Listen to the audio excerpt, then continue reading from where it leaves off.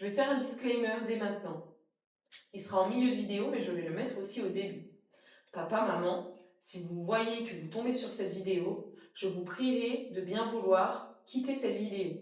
Je vais parler de choses qui sont très personnelles, que je peux partager à des inconnus, mais pas à vous, qui êtes les personnes les plus proches de moi dans la vie. Hello les gars, je suis même pas encore arrivée, on se fait la bise. Très contente de vous retrouver dans un nouvel épisode aujourd'hui. Je vous l'avais promis la semaine dernière, on va parler aujourd'hui des relations. Alors, quel est le lien entre la thématique principale de notre podcast et les relations de manière générale, que ce soit les relations amoureuses ou les relations amicales? Écoutez, je ferai le lien peut-être petit à petit au cours de cet épisode. En fait, je suis partisante de partager des choses qui pourront vous aider et de manière générale, on aborde des sujets qui parfois sont dits, parfois c'est sur la création de contenu, parfois c'est sur le fait de se motiver, parfois c'est sur le fait d'être une personne en tant que telle, parfois c'est sur le... En fait, je pars du principe que aujourd'hui, ce podcast, il est pour nous. Et si c'est des sujets qui nous intéressent, et ben c'est qu'il mérite d'avoir sa place ici et que ça fera... En fait, vous savez, le titre le titre du podcast, il s'appelle En construction. On se construit pas uniquement sur un truc en particulier. Ce qui fait qu'on est nous, c'est tous ces aspects-là. C'est la façon dont on s'alimente, ce à quoi on pense, nos relations, tous ces trucs-là, ça fait partie de nous.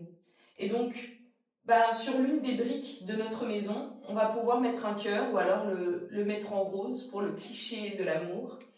Mais on en a parlé brièvement dans l'épisode de la semaine dernière. J'avais envie de revenir un petit peu là-dessus. Ce qu'il faut savoir, c'est que en fait, quand j'en ai parlé un peu dans cet épisode, pour être honnête, ça a un peu résonné en moi parce que ce qu'il faut savoir, c'est que moi, je suis une grande amoureuse de l'amour.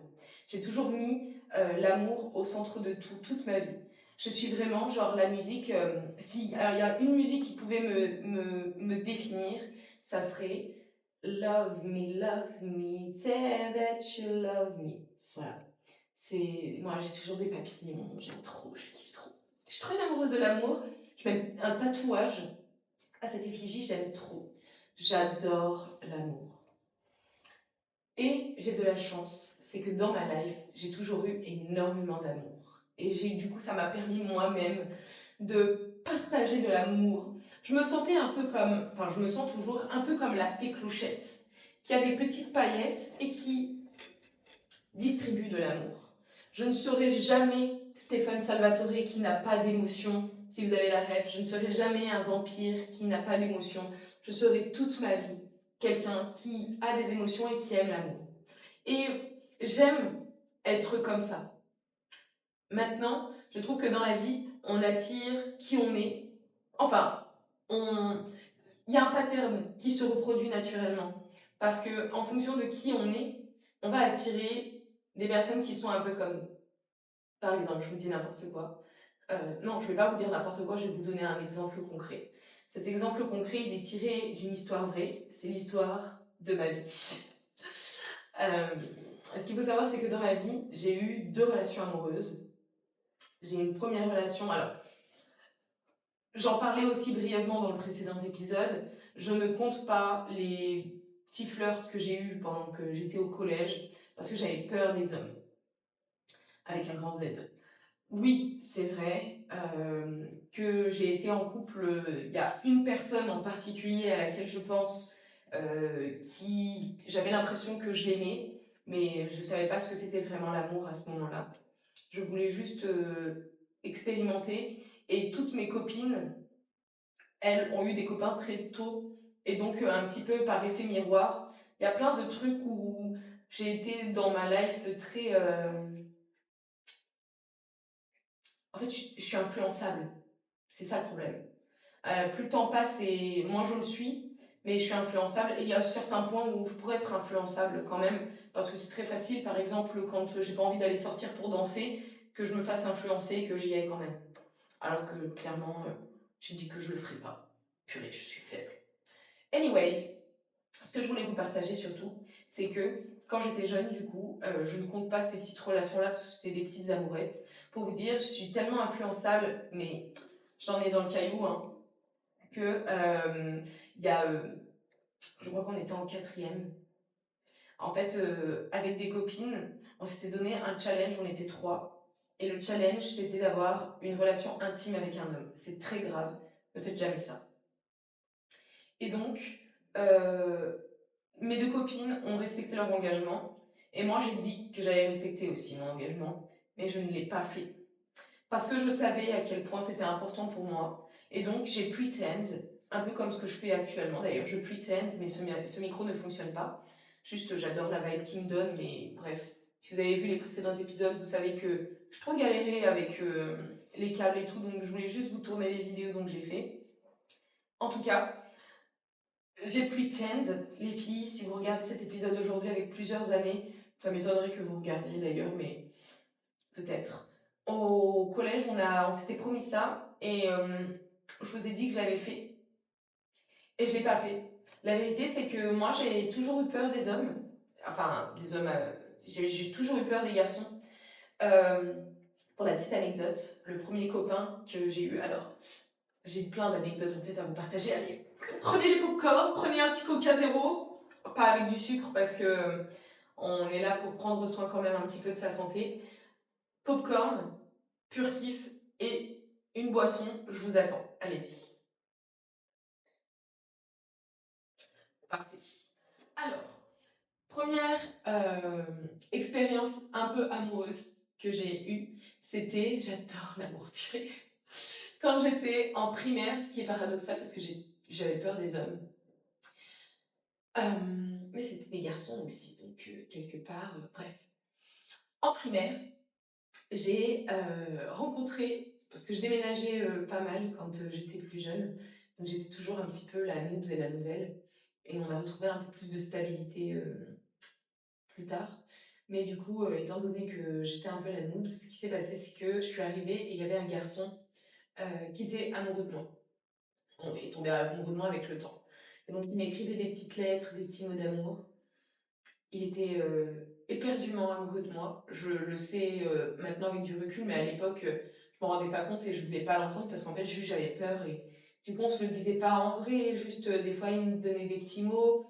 Sa maman parlait avec ma maman, donc elle me le disait, mais moi, j'étais trop gênée, j'avais trop peur, j'étais...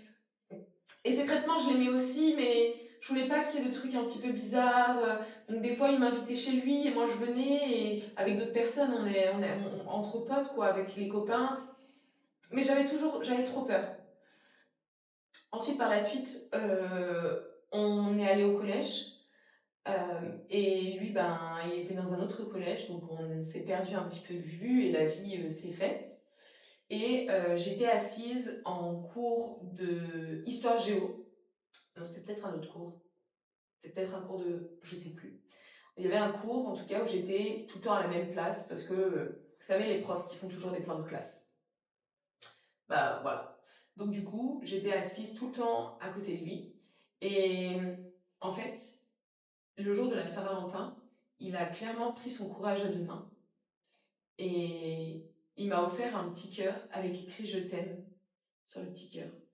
Et au moment de partir, comme à chaque cours, on rigolait, on rigolait, on rigolait. Et il avait prévu son petit, son petit cadeau. Et en fait, à la fin du cours, je me souviendrai toute ma vie, il était tout rouge. Il m'a dit bah tiens, c'est pour toi, bonne Saint-Valentin. Et il m'a donné. Et comme j'avais peur des garçons, encore une fois, ma réaction en face a été merci. Et je suis partie. Quelle horreur. Aujourd'hui, je sais pas s'il tombera sur cette vidéo. Bon, on se parle plus du tout, mais peut-être que par la curiosité et la force des choses, il tombera sur cet épisode. Et donc, déjà, je te fais un coucou. Et en plus de ça, je tiens vraiment à féliciter par contre le courage que ça a demandé. Parce qu'aujourd'hui, je sais qu'il y a énormément de personnes qui ont perdu un peu ce courage d'aller aborder ou d'aller faire des choses vers les filles ou vers quelqu'un qu'on aime, que ce soit le sexe opposé ou le sexe identique.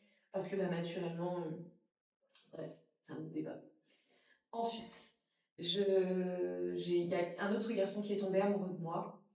Et comme mes copines étaient toutes en couple, quand il m'a demandé avec le petit mot est-ce que tu veux sortir avec moi, oui ou non, bah moi j'ai coché oui, parce que je me disais comme elles sont toutes en couple, elles ont toutes un copain, moi aussi il faut que j'ai un copain. À ce moment-là, on est encore en sixième. Je sors avec lui et j'ai tellement peur à la récréation que je vais me réfugier aux toilettes. En me réfugiant aux toilettes, j'ai mes copines qui viennent me voir et qui me disent mais il y a telle personne du coup qui t'attend dehors pour te faire un bisou. Et moi, tout ce que j'ai dit, c'est dis-lui que je le quitte. Je le quitte. Parce que j'avais peur. J'avais tellement peur. Et l'amour, ça fait ressentir tellement de choses. Et c'était la première fois que je ressentais des émotions autres que l'amour que je porte à ma famille, à mes proches. C'est pas le même amour. Et donc, en fait, le stress et le niveau d'angoisse que ça m'a apporté j'avais juste envie d'être libérée de ça parce que je me sentais bloquée.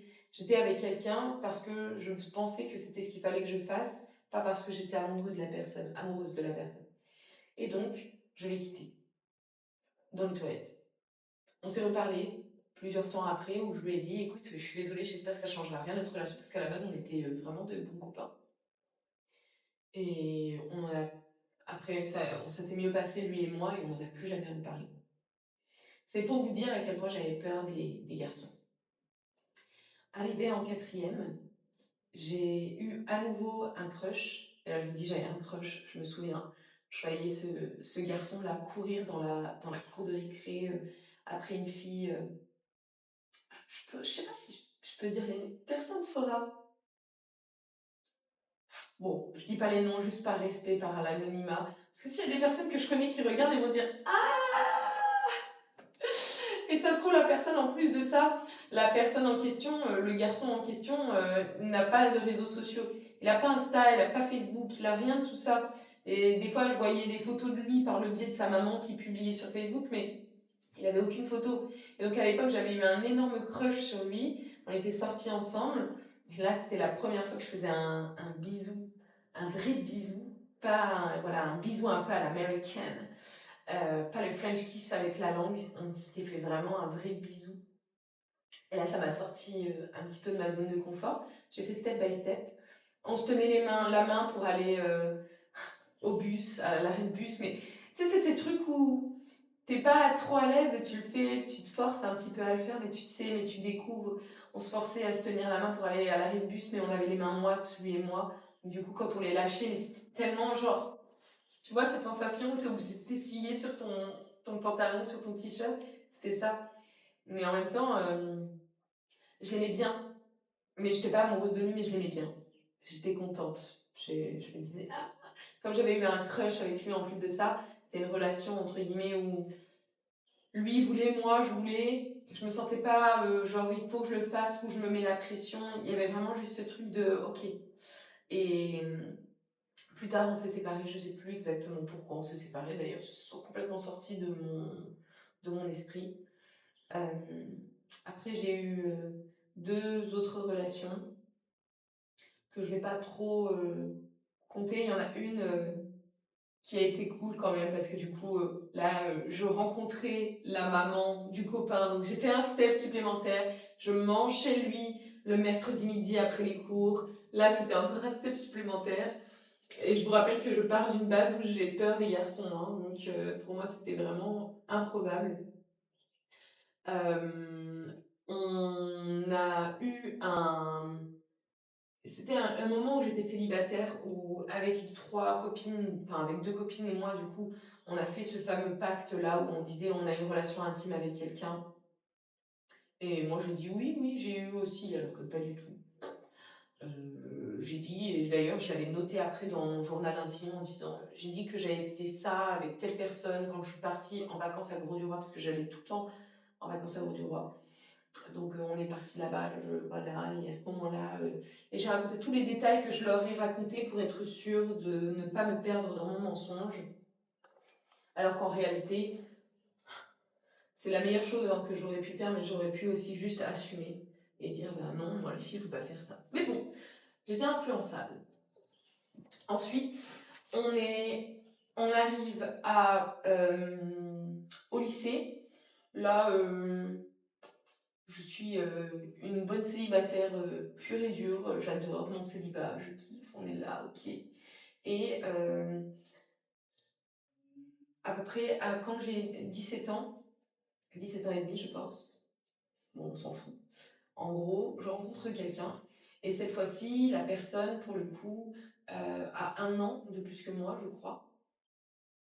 Et on se met ensemble et c'est là où je connais la vraie vie d'être en couple. Là, cette fois-ci, la personne essaie de me séduire, elle essaie vraiment de construire quelque chose avec moi.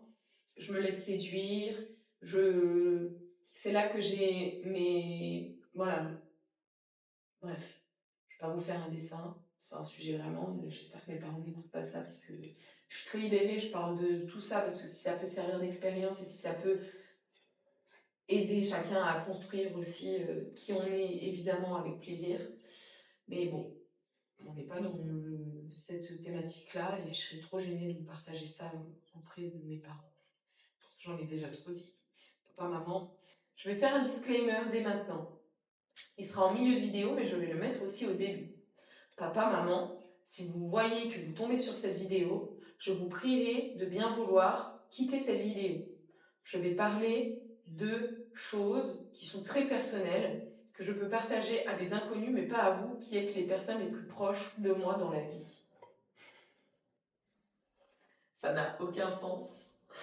Il y a un vrai intérêt pour vous qui me regardez, mais il n'y a pas d'intérêt pour vous, papa et maman, donc pour de vrai, partez. Je vous en supplie, partez. Partez. Merci. Donc, bref, j'ai vraiment attendu pour avoir mes relations, pour avoir du lien avec la personne qui partageait ma vie.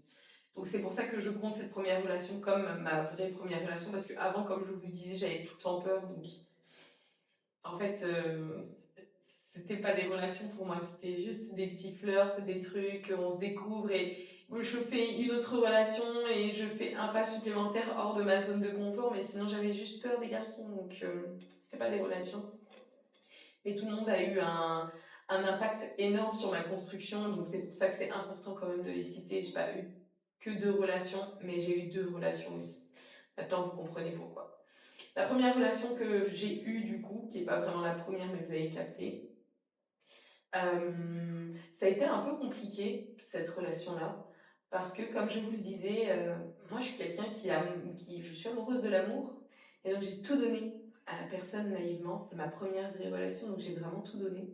Et quand tu donnes tout, et que la personne en face, elle est plus aguerrie, entre guillemets, et qu'elle a pas les mêmes valeurs que toi, tu te retrouves dans une situation où malheureusement on te manque de respect.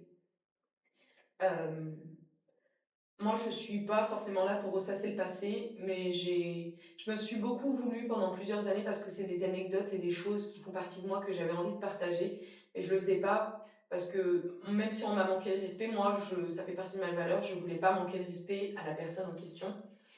Et ça fait partie quand même de moi et c'est ce qui fait que ce que je suis aujourd'hui. Parce que après cette période-là, j'aurais pu tout simplement juste détester l'amour et être quelqu'un d'autre. Ça n'empêche que j'ai eu énormément de chance par la suite.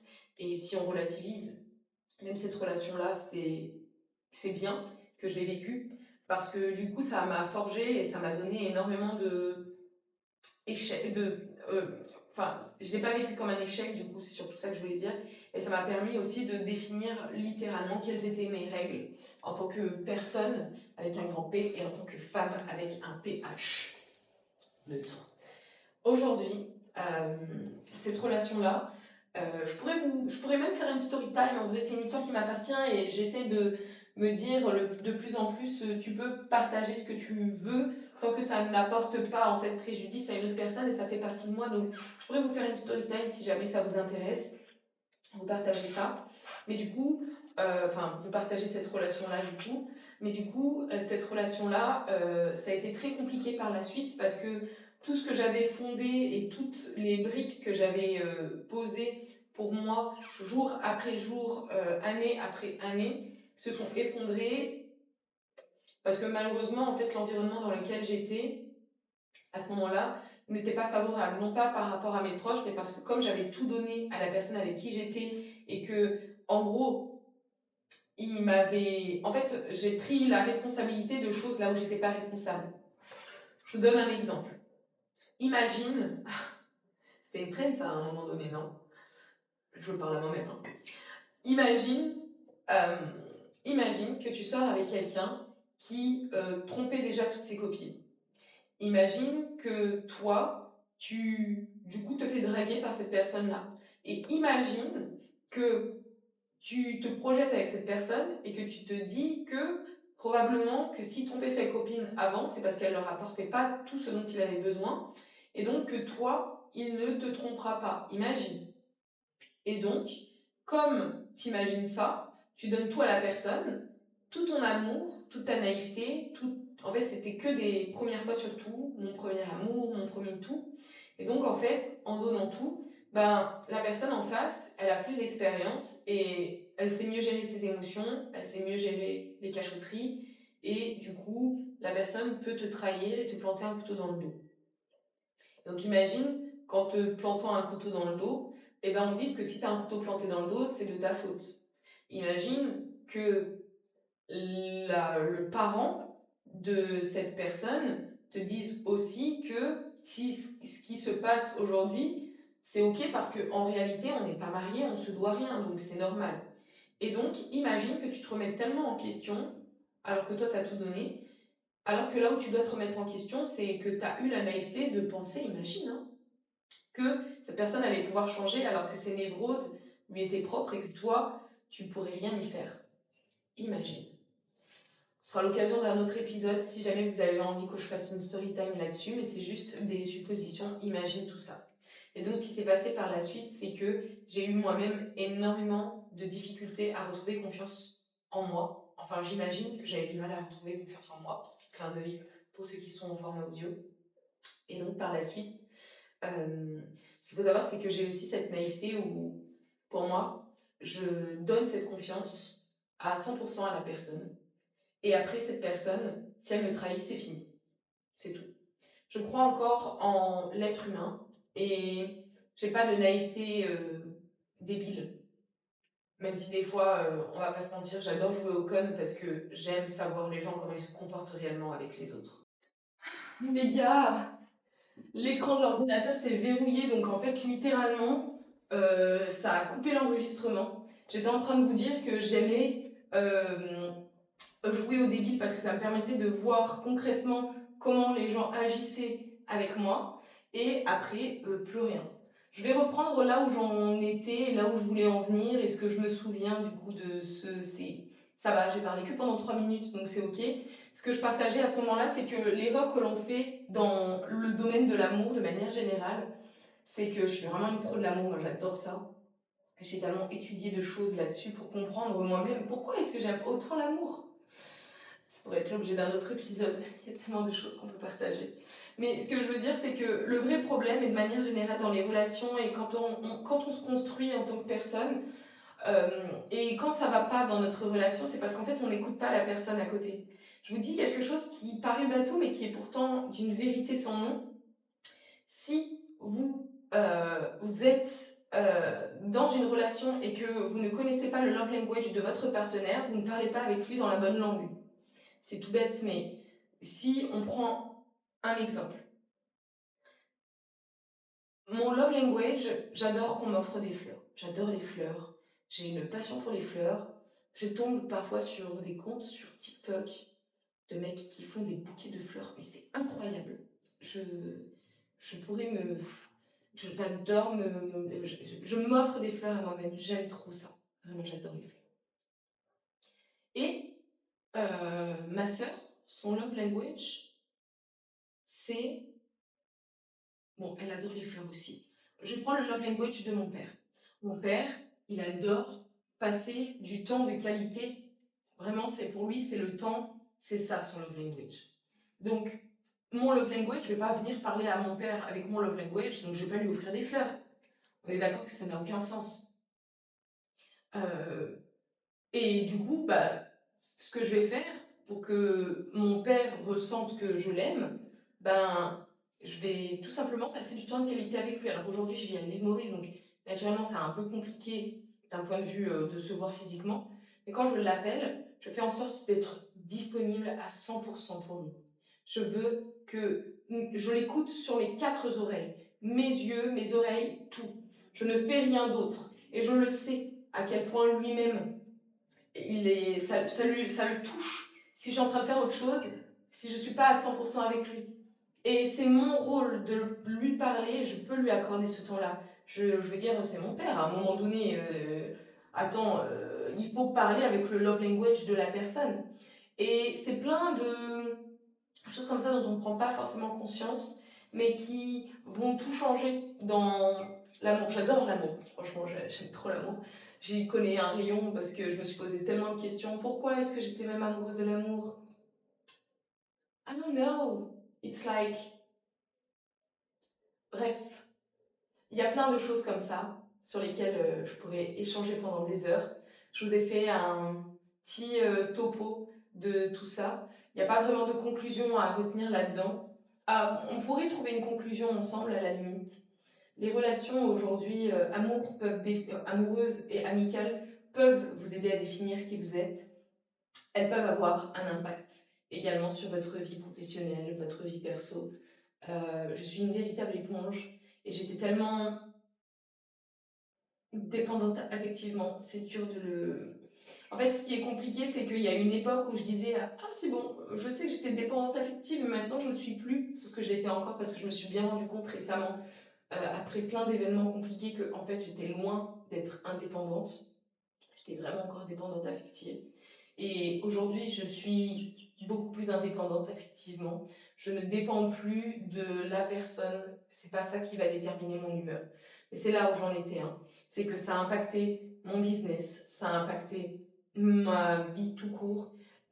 Si la personne ne me répondait pas, j'étais triste. Si la personne me répondait, j'étais heureuse. Je pouvais m'allonger dans mon lit et pleurer, me poser 1000 questions. Ah, mais peut-être que là, s'il m'a pas répondu, c'est parce que moi, dans le précédent message, j'étais pas suffisamment comme ça. Voilà les traumas qu'on encourt et qu'on a quand après on commence à vivre des relations intenses et qu'on nous fait du mal. On attire ce que l'on veut, non, pas ce que l'on veut, on attire un petit peu ce que l'on est. Si vous-même vous sentez que dans vos relations de manière générale, il y a trop d'instabilité, que la personne ne veut jamais s'engager, ben, quelque part, vous avez de la responsabilité aussi à l'intérieur. Après, je parle pas de quelqu'un qui vous dit Ah oui, mais oui, je veux m'engager, et puis à la dernière minute, il vous dit non. Bon, vous êtes un peu responsable parce que vous n'avez pas réussi à vraiment poser et être ferme avec la personne. Donc elle vous fait un faux plan à la dernière minute, mais en même temps, la personne, si elle vous ment aussi, bon, je veux dire, à un moment donné, comment elle a pu oser vous mentir. Enfin bref, ça peut être l'objet d'un autre épisode. Je ne vais pas vous mentir, je commence à être extrêmement fatiguée. Je pense peut-être que je vais vous tourner un dernier épisode juste après, qui sortira la semaine prochaine. En fait, là, j'ai envie de dormir et j'avais prévu à la base d'aller à la salle de sport. Pour vous dire toute la vérité, rien que la vérité, je le jure, j'avais mis dans mon coffre toutes mes affaires pour aller faire du sport. Peut-être que je le ferai quand même, on verra. Non Cyril, arrête. Peut-être que je le ferai quand même, je sais pas. Une séance haut du corps, ça me fera pas de mal. Je sais pas. On verra bien. Pour l'instant, je vais juste vous faire un check et vous remercier comme d'habitude de passer ce temps-là avec moi, évidemment. Pour les vrais qui sont restés jusqu'ici, sachez les gars que si vous avez besoin d'aide, ça n'a rien à voir avec les relations amoureuses, mais si vous avez besoin d'aide dans la vie pour vivre une vie meilleure, parce que la vie ce n'est pas juste dormir et travailler et de temps en temps payer les factures, non, non, non, je vous assure. Il y a une belle vie qui vous attend et pour ce faire, je sais à quel point les réseaux sociaux peuvent être aujourd'hui ça peut être salvateur, ça peut être un véritable tremplin pour vous aider à vous développer. Et si vous êtes tombé sur cet épisode, c'est probablement parce que vous avez envie de vous construire. Et si vous avez envie de vous construire une vie meilleure, que vous avez envie de devenir la personne que vous avez toujours rêvé de devenir, je peux vous aider. Maintenant, les cartes sont entre vos mains. Si vous avez besoin que je vous aide, envoyez-moi un message sur Instagram. Je vous partagerai le lien de la communauté que j'ai créée. C'est une communauté gratuite dans laquelle on se retrouve, dans laquelle on parle. À l'heure à laquelle je vous parle, la communauté n'existe pas encore. Peut-être que quand vous la rejoindrez, vous serez la première à rejoindre. Peut-être que vous serez la 10e personne. Peu importe. Aujourd'hui, il n'y a rien. J'ai juste pris la décision, il y a quelques minutes maintenant, de créer cette communauté pour la créer avec vous. Je ne vous promets pas que la communauté sera remplie de plein de trucs. La vraie valeur que je veux vous apporter là-dedans, c'est qu'on puisse se rassembler et s'entourer de personnes qui ont envie de changer de vie, qui ont envie de créer du contenu, mais qui aujourd'hui, ils ont trop peur. Ça a été mon cas pendant plusieurs années et c'est peut-être encore votre cas aujourd'hui. Peut-être que vous avez peur de montrer qui vous êtes vraiment. Sachez que vous êtes exceptionnel, mais que vous avez besoin de moi. Vous avez besoin de quelqu'un, en tout cas, pour vous mettre les yeux en face des trous. Et donc, si vous pensez que je suis la bonne personne pour vous aider, vous m'envoyez un petit message sur Insta et puis je vous enverrai les liens, comme ça vous pourrez le rejoindre et ensemble, on pourra changer de vie. Allez, je vous embrasse et on se dit à la semaine prochaine dans un nouvel épisode. Allez, on se tient.